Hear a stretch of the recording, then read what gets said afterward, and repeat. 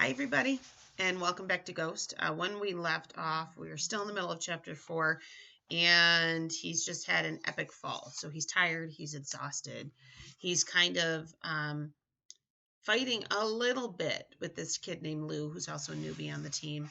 And he's trying to show him off, and his shoelace became untied, and he ended up tripping on it. And now he's a little embarrassed, and everybody seems to have seen. So, ooh, was what everybody howled. Everyone, even Coach. I lay there on my stomach for a second before finally rolling over and sitting up. You okay? Coach said, jogging over. I looked behind me. Lou was just finishing the sprint. It was now staring back down at the straightaway. I looked at my hands and knees. They were black and white with track burn. Come on. Coach grabbed me by the arm and helped me up. Walk it off. But walking it off had a whole other meaning for me this time. It meant walking in my dirty, soggy socks down the track to get my sneakers, which might have been more embarrassing than any joke anyone had ever cracked on me. And walking it off also meant actually walking it off, as in walking it off the track. Just sit this last one out, son, Coach said before turning back towards the other sprinters, all yucking it up, even Mikey and especially Lou. That's enough laughing on the line, Coach barked, lifting the whistle back to his lips. After practice, everyone gathered around the bench, grabbing their bags and heading off to meet their parents. I sat with my head in my lap, waiting for everyone to disappear, or waiting for myself to. I rolled my jeans down, crinkled from knee to ankle, and I had put my wet shirt back on. Scoot over, dude, a girl voice said. I lifted my head, and there was Patty. She sat down next to me and started unlacing her shoes, which, by the way, were also pretty dope.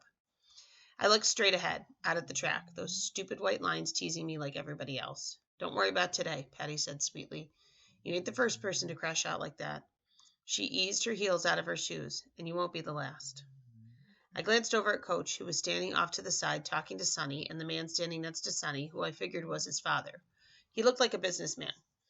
Gray suit, tie, beard, glasses, the whole getup. I just wanted to beat him, to shut him up. I kept my eyes on those white lines.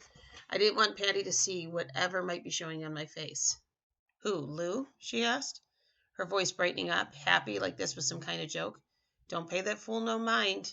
He just mad he albino. Now I turned to Patty, because I didn't have a clue what she was talking about. Albino? Was it some sort of sickness? Was he infected with something? Or was it like he was in special ed? Because if that was what albino meant, then probably he thought I was albino too.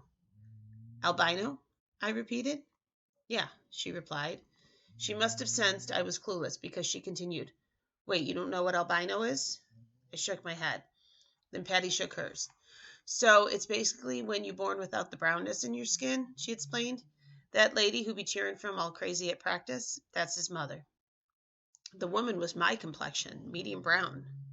And his daddy, dark-skinned. So ain't no way he could just come out white. Feel me? That's albino. Somebody called out for Patty, a small voice. A little girl came running towards us.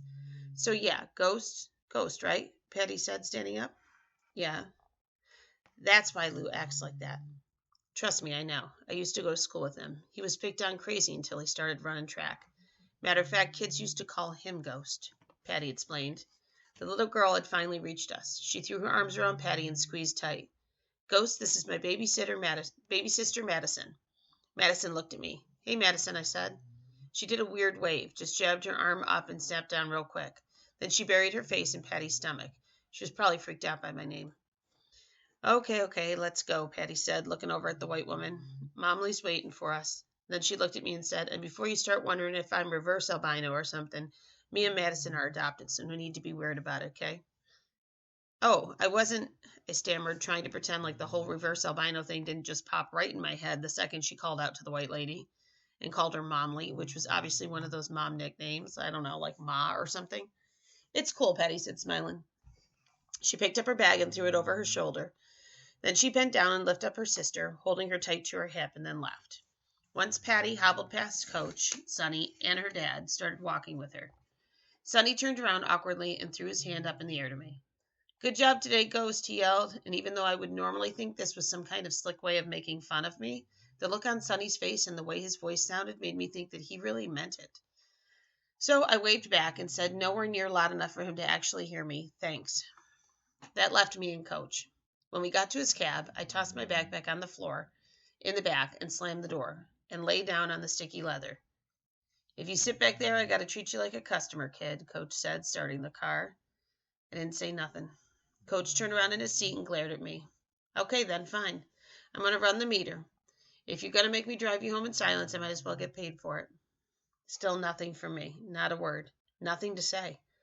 All I could think about was how stupid it felt to crash and burn on the track like that was my first real day on practice, and how Brandon Simmons would have laughed me off the planet if he were there to see that, and how I had finally beaten him up for talking smack about me and would have done it again, and how Patty said Lou had albino, and how she was a white mother and ladders were the worst, and 4, 3, 2, 1, 1, 2, 3, 4, and water bottles, and how come I didn't know any of this, and how come everybody's shoes were so good, especially Lou's and Patty's, and probably Usain Bolt's. I swear I almost broke my nose, kid. I just clipped the hurdle and dove face first to the ground. Despite his riding in silence comment, Coach was blathering on, probably telling me a story, but I wasn't really listening to it. He continued, so I know what it feels like to be embarrassed in front of your teammates. Trust me, tomorrow nobody will even remember. I heard that part, that tomorrow nobody would remember, and I'm not sure if I believed it or not, but I knew what I could do to help the situation. In addition to the ladders, water bottles, white parents, albino thinking, I also thought myself up a plan. When we pulled in front of the house, Coach put the car in park. $20, he said, trying to lighten the situation. Coach. Nah, don't try to dash on me, he insisted. You done already robbed me for a half day's pay. But I paid you back already with all that sprinting I gave you earlier, I groaned. Coach did a double take. Oh, you thought that was for me? He pressed a finger to his chest. I shook my head and unlocked the door. After I got out, Coach rolled down the window. The car slowly drifted forward. Remember what I said, Ghost. He accelerated slightly. Tomorrow it won't matter. It'll be a new day, a new chance. When I got inside the house, I didn't waste no time. I knew what I needed to do, and I knew that I had to do it before my mother got home and made me eat dinner and watch some sappy flick with her while she procrastinated doing her homework. See, besides working in a hospital cafeteria, she was also taking online classes. There were also textbooks in that big purse, and trying to get her nursing degree. She always says she can't wait one day to trade that serving spoon for a stethoscope, in this house for a new one not in Glass Manor. But she hated homework. I guess I get that from her. I dropped my backpack on the couch and headed straight for the kitchen. The drawer next to the stove was where my mother kept leftover duck sauce, soy sauce, chopsticks, menus, tapes, screwdrivers, but most importantly, all her coupons, organized and paper-clipped by product. Seemed like everyone was having a sale on ketchup, which was a good thing because ketchup always made cafeteria food taste better. Way better. Along with the coupons and the other stuff were the scissors she used to cut the coupons. These weren't regular scissors, though. Nope, these were hospital scissors. That's where my mom got them from. They were big and shiny and heavy. Like if a doctor got to cut someone's arm off or something, he could just use these bad boys and snip, snip, bye-bye arm. Which was why I knew they'd be perfect for what I needed them for. I grabbed the scissors and sat down on the kitchen floor. Using one foot to press against the heel of the other, I pushed my sneakers off. I yanked the laces out of both so the floppy tongues fell forward like drawbridges coming out of beat-up leather, like no-name fortresses. Because here's the truth. I was still so angry about what happened down the track. Embarrassed. There was so much noise inside of me, so much of everybody's laughing. So starting with the left shoe, I took those big scissors and began cutting and cutting, performing my own kind of surgery.